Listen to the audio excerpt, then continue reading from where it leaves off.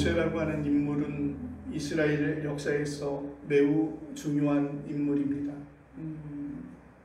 교회를 다니시는 분이나 교회를 다니시지 않는 분이라고 할지라도 모세에 대한 명망은, 또 모세에 대한 이름은 다 들어보셨을 것이라고 생각이 되었습니다.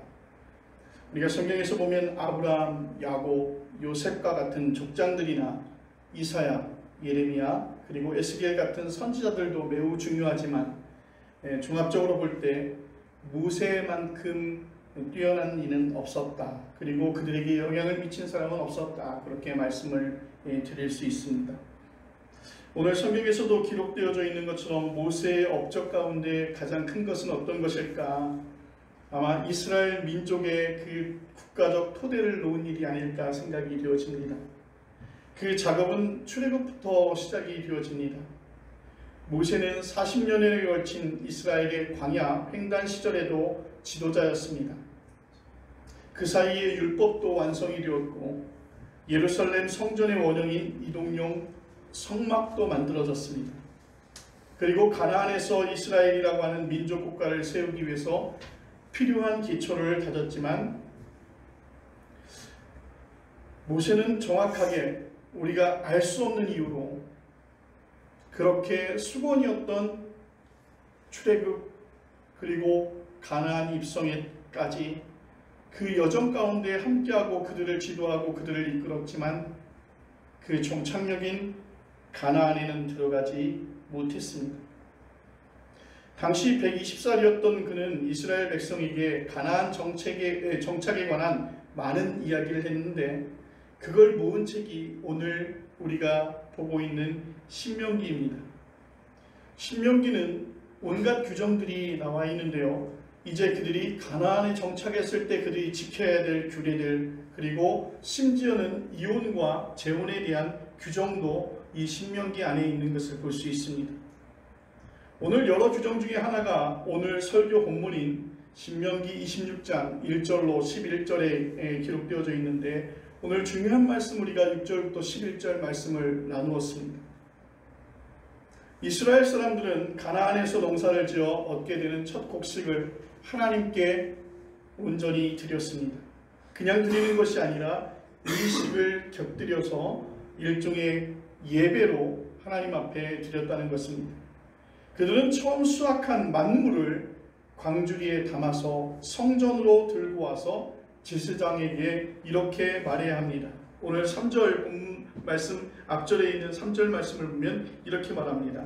그때 제사장에게 나아가 그에게 이르기를 내가 오늘 당신의 하나님 여호와께 아뢰나이다. 내가 여호와께서 우리에게 주시겠다고 우리 조상들에게 맹세하신 땅에 이르렀나이다 할 것이요. 아멘. 제사장이 광주리를 받아서 제단에 올려놓으면 하나님 여호와 앞에서 다시 뭔가를 말합니다. 그것이 신명기 26장 5절로 10절에 나오는 말씀입니다. 아마 고대 이스라엘 민족 그 사람들에게는 귀가 따갑도록 들었을 것이며 반복해서 그의 자손들에게 들려준 이스라엘의 역사 이야기입니다. 자신들은 방랑하는 아람 사람으로서 애굽으로 들어가 소수민족으로 살다가 그곳에서 학대를 받고 여호와 하나님 앞에 호소했더니 여호와께서 우리를 해방시키시고 그리고 젖과 꿀이 흐르는 땅인 가나안으로 인도해 주셨으며 이 땅에서 농사지은 만물은 하나님께 바치기 위해서 가져왔다는 그런 내용입니다. 이 내용은 일종의 기도이자 일종의 찬송으로 이루어져 있습니다. 10절에 따르면 이런 기도와 찬송을 드린 후에 만물이 담긴 광주리를 앞에 놓고 하나님 여호와를 경배하고 즉 예배 드렸다 그렇게 말씀하고 있습니다. 예배 드렸다. 오늘 성경 속에서는 하나님 여호와를 왜 경배해야 되는지, 하나님을 왜 경배해야 되는지 그 이유가 어디에 있는지를, 무엇인지를 말씀하고 있습니다. 고대 이스라엘 사람들은 또 자신들의 생존과 운명이 하나님 손에 달려있다고, 하나님 손에 달려있다고 생각했어요. 그래서 그 사실을 안 그들은 자신들의 역사에서 그 모든 것들을 확인할 수 있었던 것입니다. 출애굽과 가나안 땅에 정착하는 모든 과정을 하나님이 인도하셨다, 그렇게 믿었던 것입니다. 그들이 출애굽하는 그런 모든 여정 가운데서 하나님께서 그 일에 직접 간섭하셨고, 그리고 하나님께서 우리를 그 길로 인도하셨다, 우리는 그렇게 믿었다는 것입니다. 오늘 본문만이 아니라 구약성경 전체는 바로 그 사실에 대해서 해명하고 있고, 그리고 신앙으로 고백하고 있는 것입니다. 하나님께서 지금껏 나를 도우셨고, 하나님께서 그 압정 속에서 고통스러워서 울부짖는 우리의 소리를 들으시고, 하나님이 우리를 모세라고 하는 지도자를 보내셨어. 출애굽하게 하시고, 그리고 광야의 세월을 거쳐서 이렇게 하나님께서 우리를 이 땅으로 인도하셨다. 자, 오늘 우리가 구약성경을 읽는 이유도 이스라엘 사람들의 이러한 시각을 통해서 하나님께서 어떻게 역사를 주관하고 계시는지, 또 섭리하고 계시는지 그 사실을 깨닫는 데 있는 것입니다. 오늘 그런 시각을 통해서 우리는 전혀 새로운 삶의 차원으로 들어갈 수 있는 것이죠. 비유적으로 설명하면 시나 그림의 세계를 깊이 알면 그 시나 그 그림, 그 표현되어진 그곳에서 새로운 삶의 차원이 열리는 것입니다. 그 시 규절 속에서 드러나는 어떠한 말씀 가운데서 우리가 새로운 것들을 포함하게 되고, 또 그림 속에 표현되어져 있는 그 작가의 의도와 또 그렇지 못하지만 펼쳐져 있는 모습 가운데서 우리는 새로운 것들을 깨닫게 되는 것과 같다는 것이죠. 여러분, 이렇게 새로운 삶의 차원의 어떤 그런 문을 열고 있는 것도 매우 중요해요. 물론 사람이 살아가면서 그런 거 모르고 이 세상에서 잘 살아갈 수 있습니다. 열심히 노력하고 열심히 준비해서 돈 버는 것도 매진하면서 살아갈 수 있죠. 다른 사람에게 뺏기치지 아니하고 내가 정직하게 땀을 흘려서 내가 돈을 버는 것 매우 중요합니다. 그렇지만 그런 삶 속에 삶의 풍요로움, 어떤 풍요로움, 그런 것들을 느낀다고 하는 질문 속에서 우리가 앞에 우리의 인생을 놓고 본다면 예수를 아는 것과 모르는 것은 참 큰 차이가 있습니다. 제가 설교 원고를 쓰면서 그렇게 원고에는 그렇게 썼고요. 예수를 아는 것과 모르는 것 사이에는 큰 차이가 있습니다. 그렇게 적어놓고 설교 원고를 쓰면서 이것을 발음을 이렇게 하면 갖고 알고 있는 것과 모르는 것은 그의 삶에서 너무도 놀라운 차이가 있다, 그런 생각들을 갖게 됐죠. 여러분, 그냥 살아갈 수 있어요. 여러분, 예수를 모르는, 시와 그림을 모르고 그리고 그런 어떤 풍요로움을 모르는 사람이 이 세상에 충분히 살아갈 수 있습니다. 어려움 없습니다. 살아갈 수 있습니다. 또 다른 말로는 예수를 알지 못해도 살아가는 데는 지장이 없을 것입니다.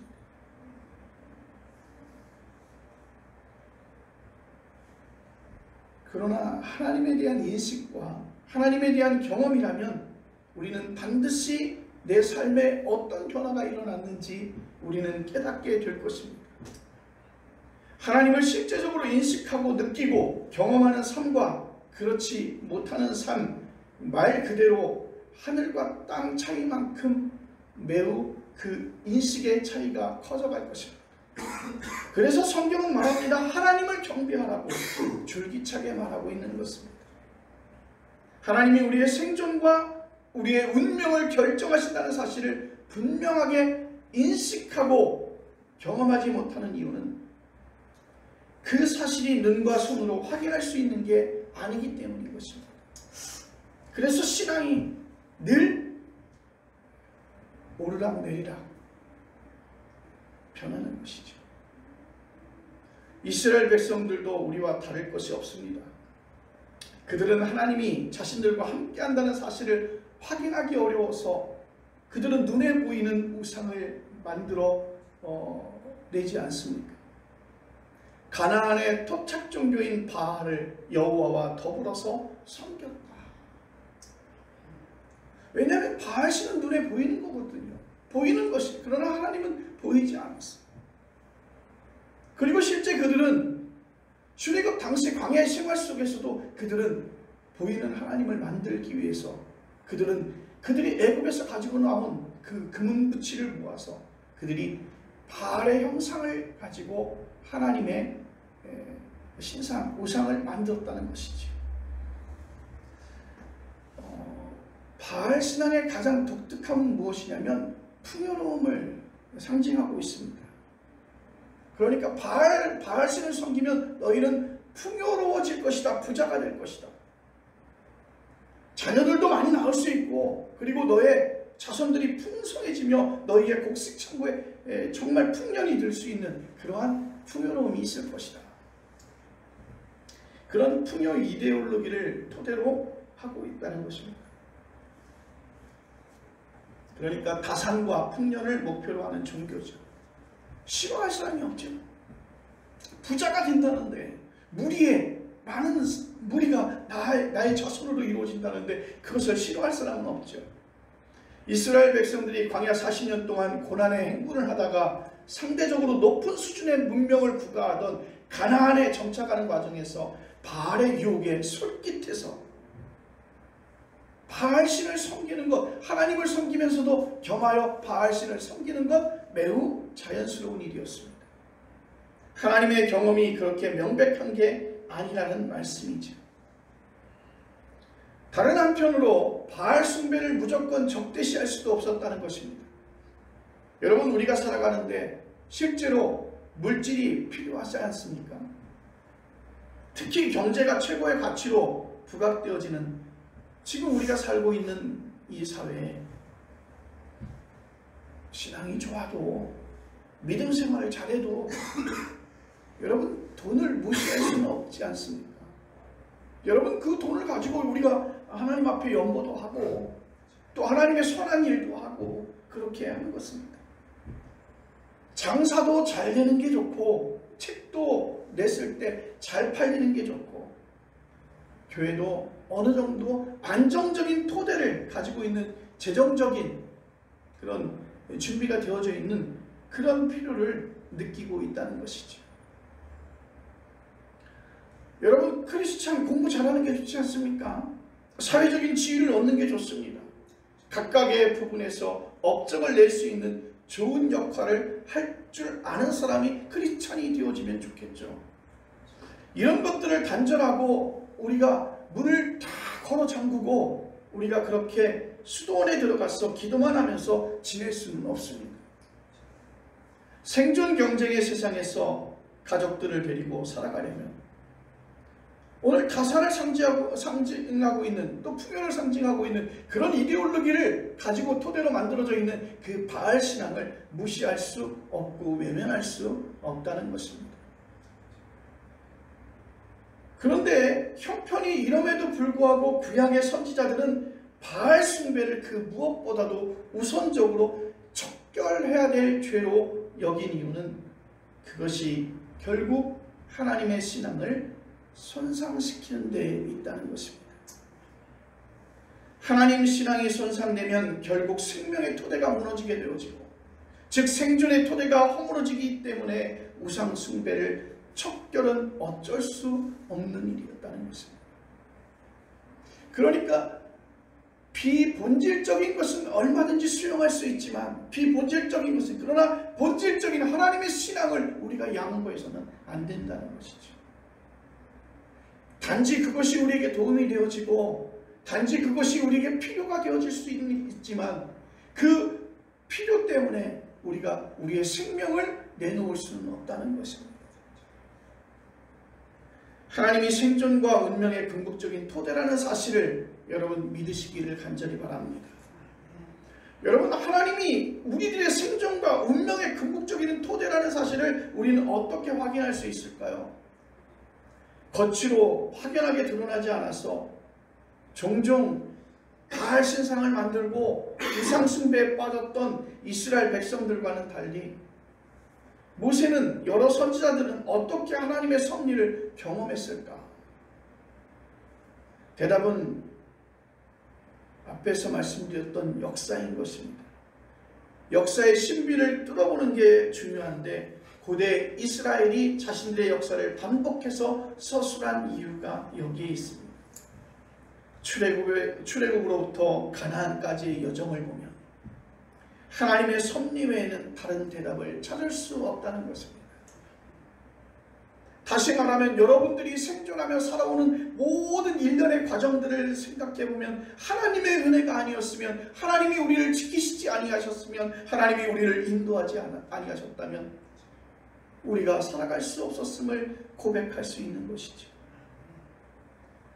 그 어려운 상황과 여건 속에서 벗어난다고 하는 것은 매우 불가능한 일이었습니다. 두려운 일이었습니다. 그런 불가능한 일을 행하신 분이 바로 여호와 야훼 하나님이신 줄로 여러분 믿으시길 바랍니다. 오늘 그 출애굽에 함께 하셨던 그 하나님이 오늘 이 시대를 살아가는 우리들에게도 함께 하실 줄로 믿습니다. 그들이 출애굽을 하는 동안에 홍해의 사건을 만나게 되지요. 하나님께서 만지셨다는, 하나님께서 행사하셨다는, 하나님께서 섭리하셨다는 그러한 사실에 초점이 있습니다.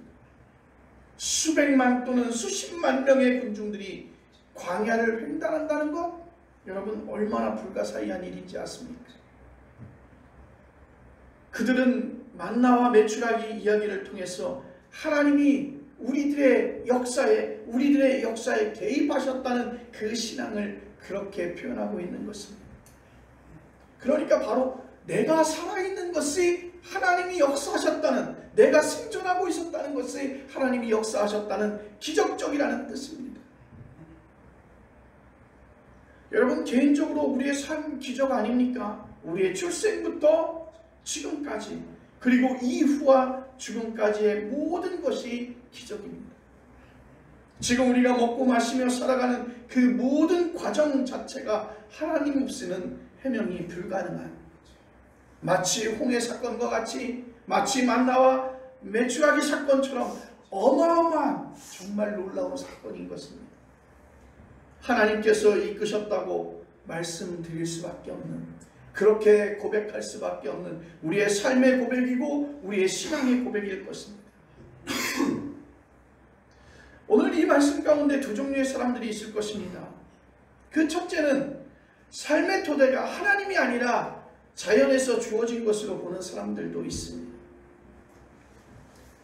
자신을 자연의 일부로 여기고 순리대로 살면 충분하지, 굳이 하나님을 끌어들일 필요가 없다는 생각이죠. 이런 생각도 매우 건강한 생각입니다. 그런데 저는 그런 생각을 전적으로 동의하지 않습니다. 여러분 그 자연 원리라고 하는 것도, 그 자연 원리에 순응하는 것도 하나님의 통치라고 저는 생각합니다. 요즘 우주 물리학계에서는 중력파 발견이 큰 이슈가 되고 있는데 13억 광년 떨어진 우주 공간에서 두 개의 블랙홀이 충돌하면서 일으킨 중력파를 과학자들이 지구에서 확인한 것입니다. 그리고 그를 통해서 우주의 비밀에 대한 해명은 물론이고 시간여행이 실제로 가능해질지 모른다는 예측도 나옵니다. 우리가 SF 영화에서 나오는 그러한 현상들이 앞으로 나올 수 있다는 그런 기대죠. 여러분 이런 자연과학적인 사실에 근거해서 하나님을 부정하는 사람도 있겠지만 저는 이런 사실 또한 여전히 하나님의 그 크고 놀라운 통치 속에 있다는 사실을 저는 믿고 그렇게 고백하는 것입니다. 또 둘째, 자신의 불행한 삶을 근거로 하나님을 생존의 토대로 받아들이지 않는 사람들이 있습니다. 하나님이 선하신 뜻으로 이끄셨다면 자신의 삶이 이렇게 망가질 수가 없다는 것입니다. 여러분 절규하는 그런 고백들 여러분 들리지 않습니까? 불행한 일에 그렇게 말합니다. 하나님께서 살아계셨다면 제가 이런 일을 당하겠습니까? 하나님께서 살아계셨다면 이 고통과 이 아픔들을 그냥 보셨겠느냐? 그렇게 말씀하는 분들이 있죠. 여러분 얼마나 고통 가운데 있으면, 얼마나 아픔 가운데 있으면, 얼마나 슬픔 가운데 있으면 그런 고백을 하게 될까요? 일리 있는 주장입니다. 여러분 우리가 성경에서 보면 고난 그러면 떠오르는 사람이 있지 않아요? 구약의 욥기에 나오는 욥도 그렇게 생각했습니다. 그 자신의 처지가 얼마나 고통스러웠는지 그는 그렇게 말합니다. 이렇게 살 바에는 차라리 죽는 게 낫겠다고. 이렇게 살 바에는 차라리 죽는 게 낫겠다고. 그래서 저 세상 사람들이 가는 그 수월에 내려가는 것이 좋겠다고 그는 그렇게 고백하고 있습니다. 여러분, 불행한 삶을 이유로 하나님을 믿지 못하겠다는 생각은 행복과 불행의 기준을 다 자신에게 놓고 있다는 증거입니다. 욥은 하나님을 경험한 뒤에 바뀌었습니다. 자신의 생각이 짧았다는 사실을 인정합니다. 자신의 비참한 운명보다 더 장엄한 크고 놀라운 하나님의 생명의 손길을 느낀 것인데, 그래서 욥은 42절, 욥기 42절 5절에 이렇게 말합니다. 내가 주께 대하여 귀로 듣기만 하였사오나 이제는 눈으로 주를 배웠나이다. 아멘. 역사의 신비를 통해서 하나님을 생존과 생명의 토대로 믿고 그를 경배하면서 영적 긴장감을 누리고 싶지만, 여러분, 우리가 살아가는 이 세계 속에서 여러 가지 부딪히는 문제 속에서, 여러분 그 생활 속에서 쫓기다 보면 여러분 그게 그렇게 결심한 대로 되어지는 것은 아니죠. 우리가 그렇게 말합니다. 마음은 원이로되, 마음은 원이로되. 마음은 원하지만 몸이 따르지 않는다는 것이죠. 마음은 원하지만 그런 선택을 내가 하지 못한다는 것입니다. 마음은 원하지만 결정은 그렇게 하지 못한다는 것이죠. 먹고 사는 것 자체가 실제 생활에서 매우 벅차죠. 그래서 쫓기듯이 살아갑니다. 다른 이들에게 비해서 경제적인 여유가 있어 보이는 사람들도 쫓기기에는 매한가지예요. 여러분, 돈이 많은 사람들은 행복할 것 같지만 또 그 삶의 바운더리 가운데서 그들의 고난과 그 아픔과 그들의 고통도 이루 말할 수 없는 것이죠. 어떻게 보면 살아가는데 그 어려움들, 그 슬픔들, 그러한 것들이 일련의 과정처럼 우리 앞에 놓여진 여정인지도 모릅니다. 아마도 광야 시절 그 광야를 횡단했던 그 이스라엘 백성들이 모두 다 경험했던 그 경험들이 서로는 다르지만 그 고통과 그 아픔과 슬픔은 우리 삶에 놓여져 있는 그러한 여정인 것 같습니다. 그러다 보니 하나님을 믿는다고 하지만 실제로 하나님의 경험과 먼 생활을 할 수밖에 없습니다. 잘 해보려고 노력해도 잘 되지 않습니다. 한번 어떤 자서전에서 본 기억이 있는데, 마약을 손에 대고, 대학 교수인데 마약을 손에 대고 그 마약의 늪에 빠져서 교도소에 수감이 됐어요. 그렇게 살아오지 않았지만 그 마약을 손에 댄 그 순간부터 그는 그 마약에서 떠날 수가 없었고 결국에는 수감되는 그러한 수모까지, 자신의 모든 생애의 모든 것, 지금까지 정말 열심히 투쟁해서 얻었던, 수고하고 얻었던 모든 것들을 다 잃었죠. 그리고 감옥에 갇혔어요. 그리고 그 감옥에서 그는 그런 생각을 했답니다. 다시는 내가 이러한 것에 손을 대지 않겠다. 왜요? 그의 감옥 생활은 정말 힘들었습니다. 정말 있을 수 없는, 만날 수 없었던 많은 사람들로부터 그는 경험하면서 그는 그런 고백을 해요. 그런데 그가 출소한 지 만 24시간이 지나기 전에 다시 자신의 몸에다 그 주사기를 다시 꽂았다. 그 꽂는 순간 그는 그렇게 하지 않겠다고 작정했던 모든 것들이 생각나지 않았을까요? 그가 마약 클리닉에서 치료를 받으면서 그 고백을 하는 것이, 나의 의지로 할 수 없고 내 생각들을 가지고 있지만 실제로 그것이 이루어지지 않는다는, 대개는 자책하면서 믿음의 깊이로 들어갈 수 있게 해달라고 하나님께 그렇게 매달리거나 거꾸로 대충 그러려니 하면서 별로 문제의식 없이 교회 생활을 할 뿐이죠. 만물이 든 광주리를 들고 하나님을 경배하라는 본문의 말씀이 별로 실감나지 않게 다가오고 있습니다. 이런 상황을 벗어나는데 최선은 예배의 영성을 회복하는 것입니다. 하나님의 섭리가 개입되어 있는 역사의 신비가 오늘 우리가 드려지는 이 예배에 압축되어져 있기 때문입니다. 개인에 따라서 다르긴 하지만 최소한 우리는 예배에 참석하는 게 좋습니다. 모두에게 그런 습관이 몸에 배이게 가르치는 것이 좋지요. 일상이 주기적으로 단절되지 않으면 과잉됩니다. 억지로라도 끊어줘야만 일상이 오히려 살아나게 되는 것이죠. 오늘 율법적인 신앙이 옳다고 말하는 것은 아닙니다. 우리의 삶의 근본 토대가 하나님이라는 사실을 경험하는 게 매우 중요한데 그 사실이 예배라는 형식에 들어있으니 일단 예배에 우리가 집중하고 몰입해야 될 필요가 있다는 말씀인 것입니다. 바로 알고 바로 경험하기만 한다면 예배에서 삶의 깊이를 경험할 수 있게 될 줄로 믿습니다. 그런 경험을 자기를 초월하여 하나님의 존재 신비와 하나가 될 수 있는 것이죠. 오늘 기독교의 모든 종교 행위가 예배에 집중되는 이유가 바로 여기에 있는 것입니다. 예배는 하나님과의 관계만이 아니라 사람과의 관계를 포함하고 있습니다.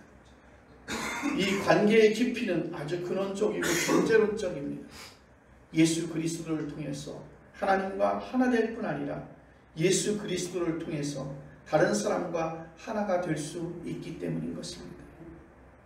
이건 교리가 아니라 실제로 개인과 공동체의 삶을 건강하게 하는 능력인 것입니다. 우리가 성찬에 빵을 뗄 때 더 많이 먹는 사람도 없고 더 적게 먹는 사람도 없습니다. 모두 똑같은 것으로 만족해야 될 것입니다. 코드가 맞지 않는 사람이 왔다고 해서 성찬을 거부하는 사람도 없습니다. 예수의 몸과 피를 받는 사건은 그것 자체가 거룩하기 때문에 마치 영적인 화염과 같은 사건인데 인간 사이의 차이는 다 태워서 없어지는 것입니다. 예배의 영성 안으로 깊이 들어간 사람이라면 삶이 전혀 새로운 차원으로 경험될 수 있는 것입니다. 오늘 모세는 본문에서 하나님을 경배하라는 말과 더불어서 11절에서 예배의 즐거움을 레위인과 너희 가운데 거류하는 객과 함께 나누라고 그렇게 말씀하고 있습니다. 이어지는 12절에서는 11절을 언급합니다. 이것은 3년에 한 번 내는 헌금 제도인데 레위인과 객과 고아와 과부를 위한 구제비로 사용하라는 것이죠. 구제는 단순히 어려운 일을 돕는다는 의미뿐만 아니라 모든 이들이 하나님 안에서 하나라는 믿음의 실천인 것입니다. 우리가 구제하는 것, 어려움을 경험하는 사람들에게 그 사람들에게 구제하는 것, 돕는 것은 우리가 모두 하나라는 것이죠.